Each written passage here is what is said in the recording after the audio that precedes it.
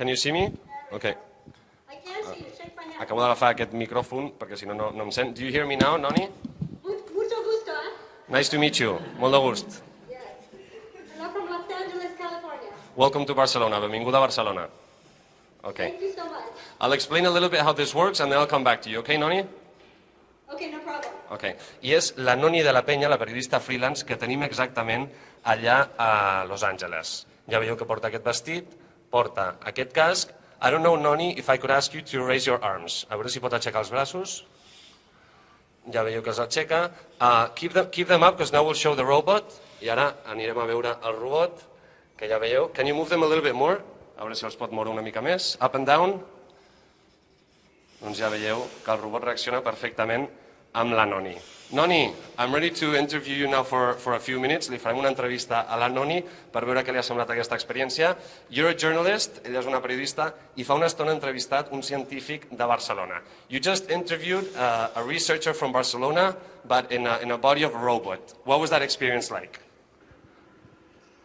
So for me, it starts to feel very natural after a while. Occasionally, there's some problems with the eye movement of my head if I move too fast. But beyond that, very quickly, I'm there in Barcelona with you.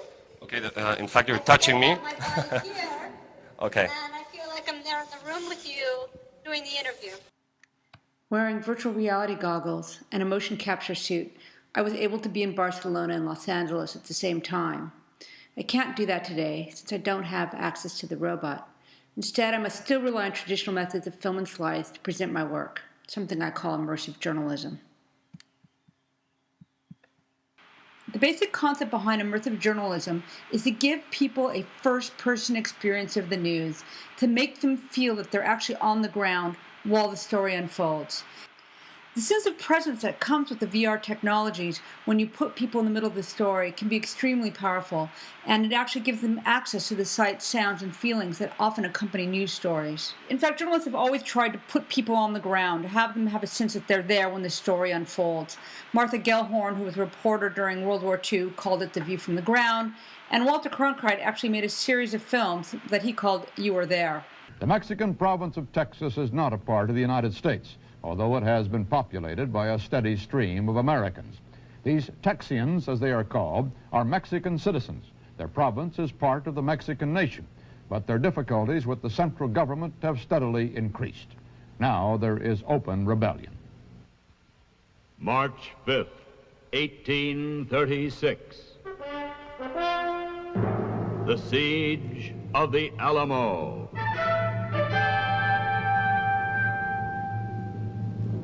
You are there.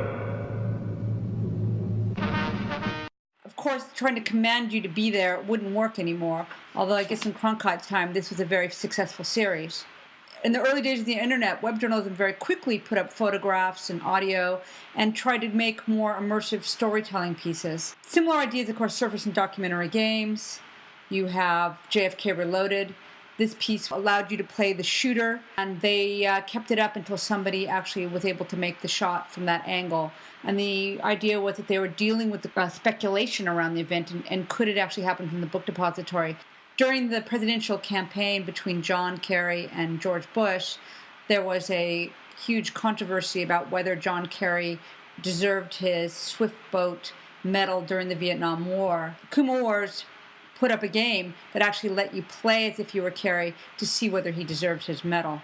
Perhaps the most controversial one of all was 9/11 Survivor.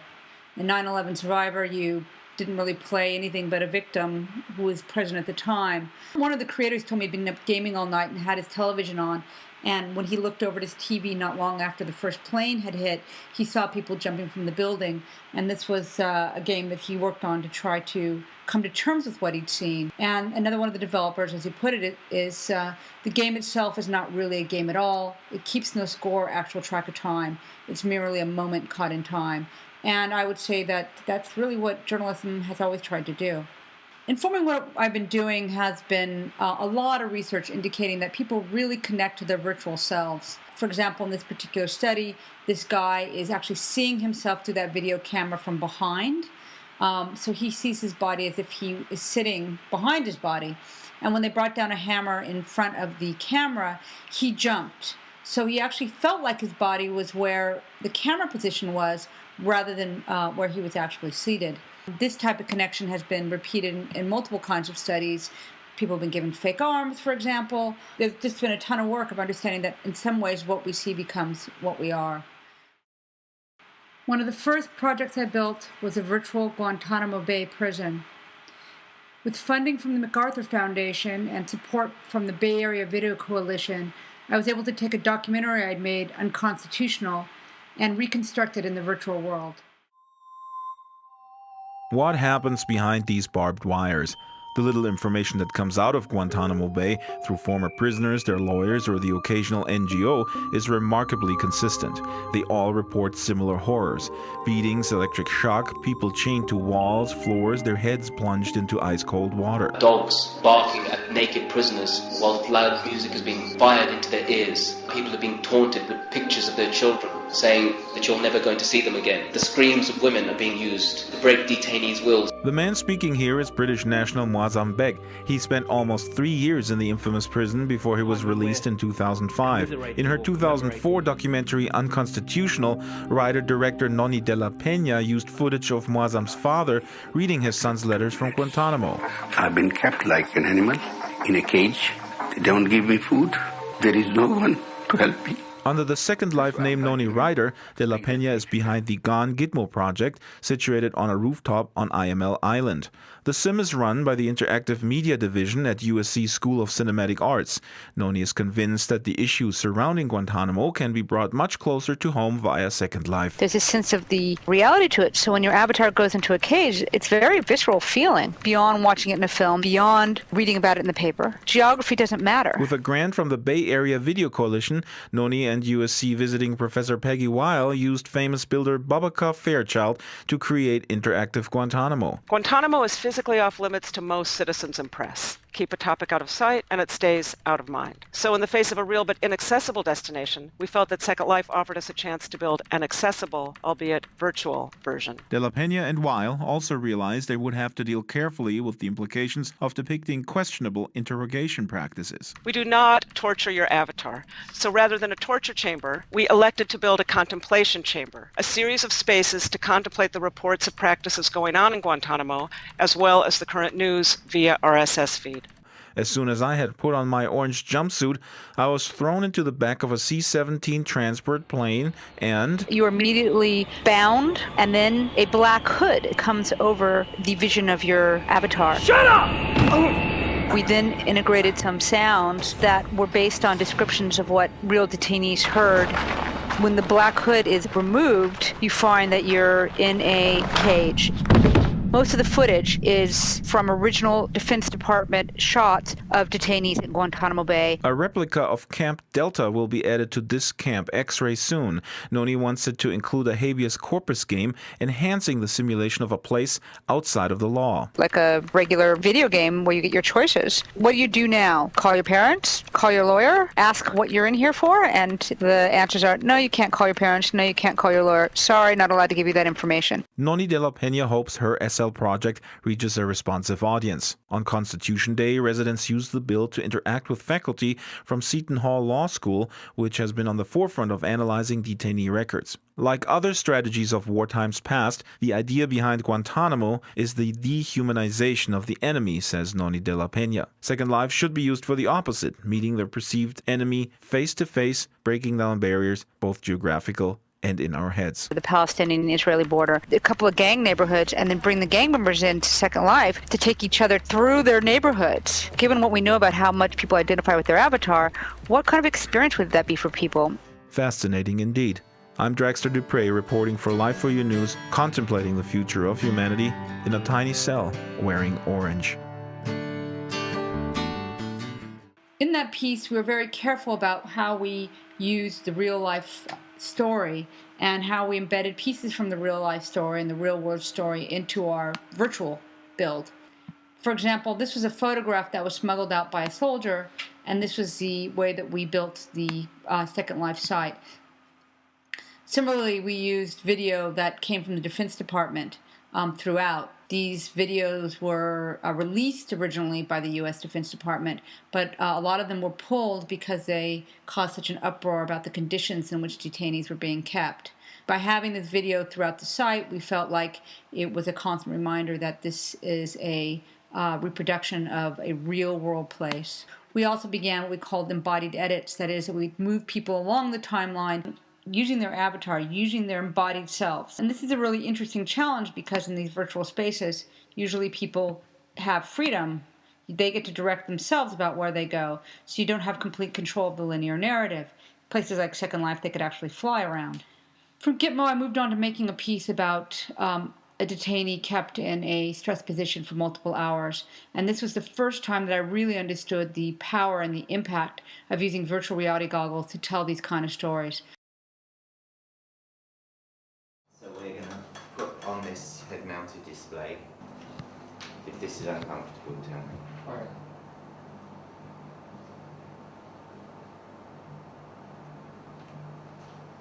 So now I'm going to tighten it until you say it's comfortable. It's okay? More? Yeah, it's okay. Yeah, a little bit more. Okay. Now look all the way down as if you're looking at your feet. Bend your head really low. Look. Turn it, yeah, really low. So now, can you grab your hands behind your back? And from now on, don't move your body, only your head. So close your eyes now, and then only open them when you start to hear some sounds. The situation is that you're alone here in a room. We're all going. We're just going to pull the curtain, and you may hear something coming from another room. Okay. Okay? Okay. And you're here against your will.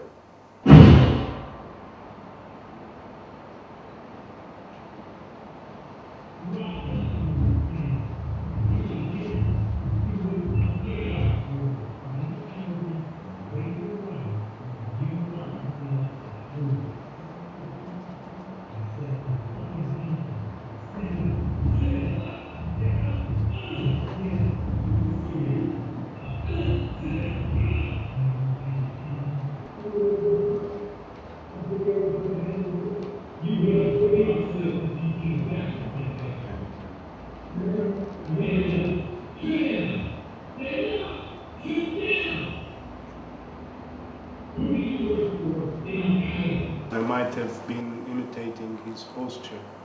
I don't know, but I remember feeling uncomfortable. I was, all flexed and in a comfortable position. I felt mostly forward. Participants claimed that they were hunched over in a stress position even though their body was sitting upright. This gives you an idea of how powerful this medium can be. The audio that you're hearing in the background are actors reading the interrogation logs that were released by Freedom of Information Act. It was altered slightly in that the passive voice became an active voice. For example, instead of Sergeant R makes the detainee stand up and sit down 3 times, it was read as sit down, stand up. However, other than that, nothing was changed. Everything that you hear is true to these logs. Does this immersive journalism experience raise questions about journalistic integrity because it's a subjective experience and I have editorial control? Well, I'm going to show you a video that came out after we made the piece, and I would have to say we were probably fairly ethical in what we did.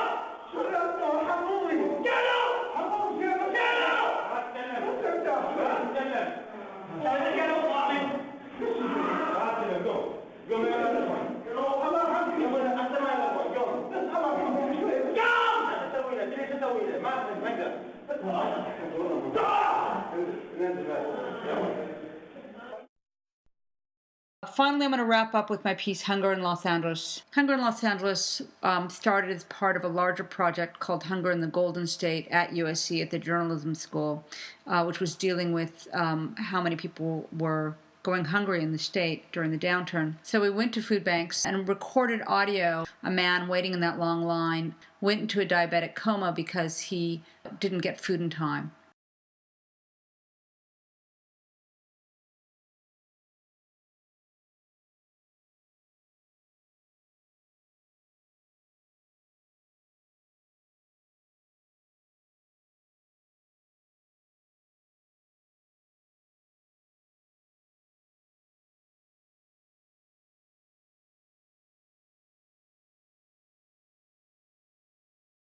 I'm sorry, you have to wait. You have to wait. And I'm slowing down because there are too many people in line. What's the next number? Okay. Why are you here? You shouldn't be standing here. You know you're blocking the... You should be in line where your number is. Please don't push. Okay, we're slowing down a little bit. There's too many people. There's too many people. Or somebody that's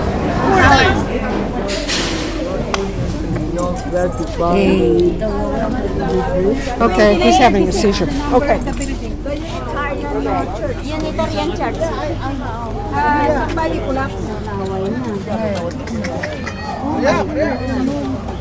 Need help. As you'll see, the man on the right, he's actually wearing the virtual reality goggles, and he's tracked as he was walking around. And he will very carefully make sure that he doesn't step on the victim. He will walk around him. For him, everything's life-size. It's happening in real time, and figures are all around him. So for him, this is extraordinarily real. Oh, it's the church, Unitarian Church. Yeah, at the right side. May kasama na. May kasama. What did you say?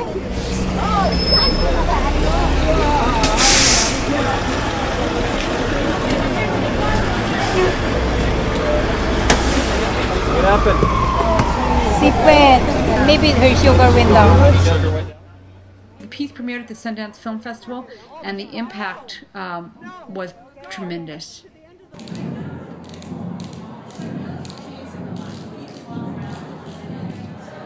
So what'd you think? Oh, you're crying. You're crying. Gina, you're crying.